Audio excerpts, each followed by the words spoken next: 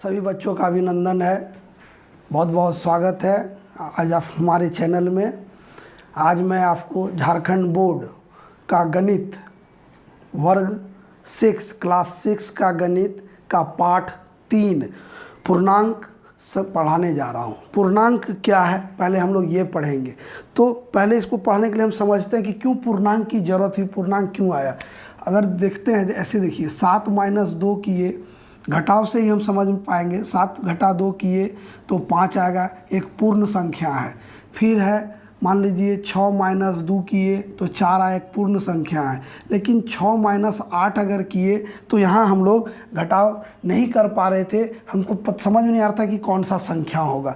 तो इसके लिए हमको पूर्णांक की ज़रूरत हुई और हम इसको समझने के लिए हम चलते हैं संख्या रेखा पर। संख्या रेखा पर अगर इसको लेते हैं तो हम लोग जानते हैं संख्या रेखा में 1 2 3 4 5 6 7 8। तो हम 7 पे थे और 2 घर घटाना और जोड़ना। जो घटाने में क्या होता है कि हम लोग बाईं ओर चलते हैं, जोड़ने में दाईं ओर। तो 7 पर थे, 2 घर हम घटाए तो 5 पर उत्तर इसका मिल जा रहा था। दूसरा संख्या में सवाल हम जो बनाए हैं 6 - 4, इसमें भी आप देखिए 1 2 3 4 5 6 पर थे, 2 घटाए तो यहाँ पहुँच गए। लेकिन तीसरा जो है इस सवाल को देखिए आप, 1 2 3 4 5 6 7 8 9 10 इधर है और इधर अभी हम नहीं लिख रहे। तो हम कहाँ थे, 6 पर थे और 8 घर हमको बोल रहा है पीछे चलने। तो हम 1 2 3 4 5 6 7 8 इधर आ जाते हैं। कहाँ इधर जाएंगे, यहाँ संख्या है ही नहीं हमारे पास, हम पढ़े ही नहीं है, पूर्णांक है ही नहीं। तो इस अवस्था में क्या किया गया कि यहाँ माना गया कि पूर्ण संख्या यहाँ पे था 0, तो एक घर और बढ़े, लेकिन यहाँ पे हमको नहीं था, पूर्णांक संख्या था, ये पूर्ण संख्या था 0। तो अब इसको जो है मान लिया गया कि शीशा है, और अगर शीशा रख दिए तो सही दूरी पर फिर ये संख्या यहाँ पर दिखाई देगा 1। ये संख्या रेखा इस तरह से बढ़ जाएगा, इसका प्रतिबिंब दिखाई देगा 1 2 3 4 5 6 7, इस तरह से प्रतिबिंब दिखाई देगा। लेकिन इस बाईं ओर की संख्या को दिखाने के लिए हम क्या करते हैं, एक चिन्ह लगा देते हैं, ऋणात्मक चिन्ह। ये मान लेते हैं कि बाईं ओर की संख्या इसलिए ऋणात्मक, और इस संख्या को ही हम बोले ऋणात्मक संख्या। क्या बोले, ऋणात्मक संख्या। और इधर ये धनात्मक संख्या, और ये पूरा संख्या मिलके आपका हो गया पूर्णांक। यानी पूर्णांक संख्या में ऋणात्मक संख्या और धनात्मक संख्या को मिलके पूर्णांक हुआ। और ये संख्या लाने का मेन मकसद था, क्योंकि हम लोग जब छोटी संख्या में बड़ी संख्या घटा देते थे तो कोई पूर्ण संख्या प्राप्त नहीं होती थी, और उस अवस्था में हम फंस जाते थे, हमारे पास कोई उत्तर नहीं होती थी। तो इसको समझने के लिए हम लोग इस तरह से लिए। ये पूर्णांक संख्या को हम लोग ऋणात्मक और धनात्मक संख्या के समूह को पूर्णांक संख्या कहते हैं। 0 को बीच मान लिया गया है। ये आपका समझ लीजिए कि शीशा रखा हुआ है तो प्रतिबिंब बनेगा, तो उतना ही दूरी पर ये 1 2 3 है। जितना दूरी इधर से इधर दाईं ओर है, ये धनात्मक इधर ऋणात्मक। संख्या का मान जैसे जैसे 0 से हम दूर जाएंगे उसका मान घटता जाता है। इधर मान घटेगा, इधर जाएंगे तो मान घटता है, मान घटता है, और इधर जाएंगे तो बढ़ता है। तो ये अगर कहने का अर्थ है कि -2 जो होगा -1 से छोटा होगा, -100 जो होगा वो -1 से छोटा होगा। यानी जैसे जैसे जितना दूर जाएंगे, यहाँ जितनी बाईं ओर जाएंगे, बाईं ओर जितना दूर रहेंगे उतना ही छोटी संख्या होगी। ठीक है, तो इस तरह से हम लोग पूर्णांक संख्या के बारे में हम आपको बता रहे हैं। उदाहरण, अब पूर्णांक के लिए उदाहरण भी है बहुत सारा। धनात्मक संख्या हम बताए, ऋणात्मक संख्या बताए, संख्या रेखा भी हम बता दिए आपको कि संख्या रेखा क्या है, कैसे ऑर्डर करेंगे। तो अगर संख्या जो दिया रहेगा तो हम जितना बाईं ओर का संख्या, ये भी हम बताया कि कौन बड़ा है कौन छोटा है, ये क्रमबद्धता समझ में आपको आ गया। परवर्ती पूर्ववर्ती निकालने के लिए हम लोग कैसे निकालेंगे ये भी समझ में आपको आ जाएगा। तो अब क्या है, हम चलते हैं प्रश्नावली पे, वहाँ आपको और स्पष्ट होगा कि कैसे हम बनाएंगे। ठीक है, तो हम प्रश्नावली 3.1 में पहला सवाल है, निम्नलिखित में धनात्मक एवं ऋणात्मक पूर्णांकों को पहचानिए। उसका ए में है 4 3/2 + 2 7/+4 0 -5। इसमें धनात्मक लिखिएगा। धनात्मक पूर्णांक अगर कौन कौन है तो 4 है, 0 है और तो कोई +2 है, ये सब धनात्मक है। ऋणात्मक आपका होगा,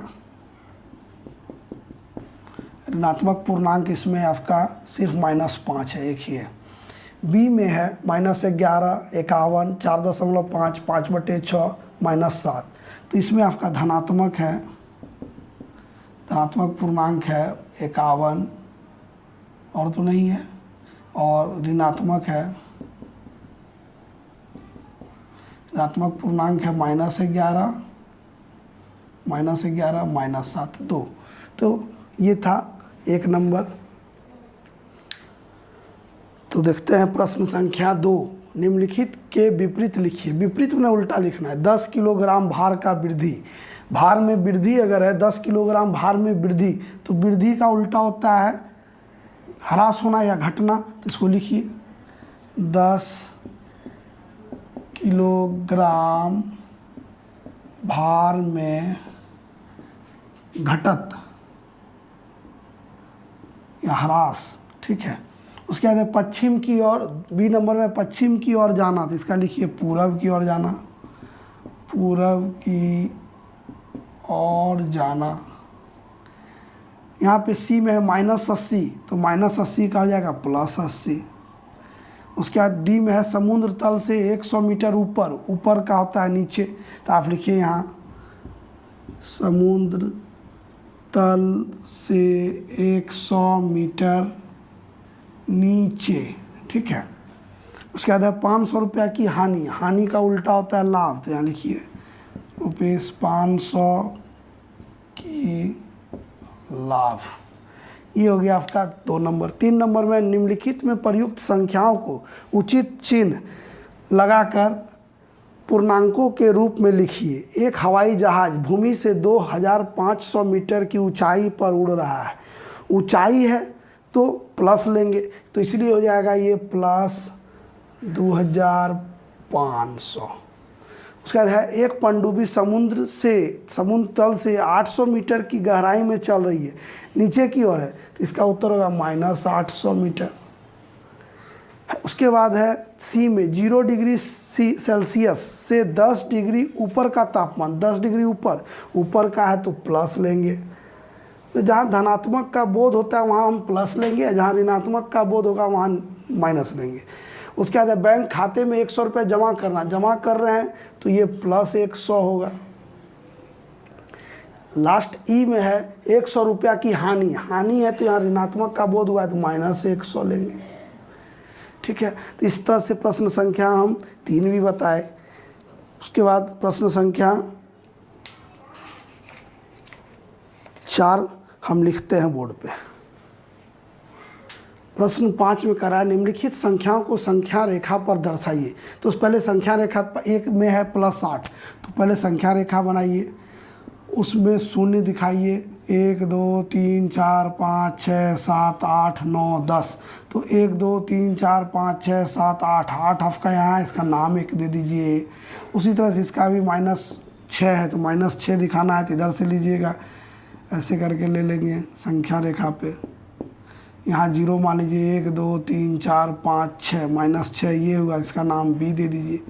फिर संख्या रेखा पर -2 दिखाना है, यहाँ 0 दीजिए, -1 -2 ये हो जाएगा, इसका नाम भी कुछ दे दीजिए इस तरह से।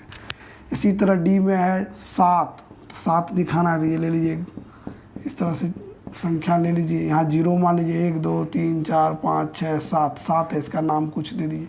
नाम आप दिखा दीजिएगा ताकि नाम देने से उसके बारे में पता चलता है यहाँ संख्या का नाम क्या, किसी संख्या को निरूपित नाम है ना, आपका भी नाम है कुछ, मेरा भी नाम है, तो बिना नाम का कोई भी चीज़ नहीं होता, नाम पहचान होता है, इसलिए पहचान दिखाना है।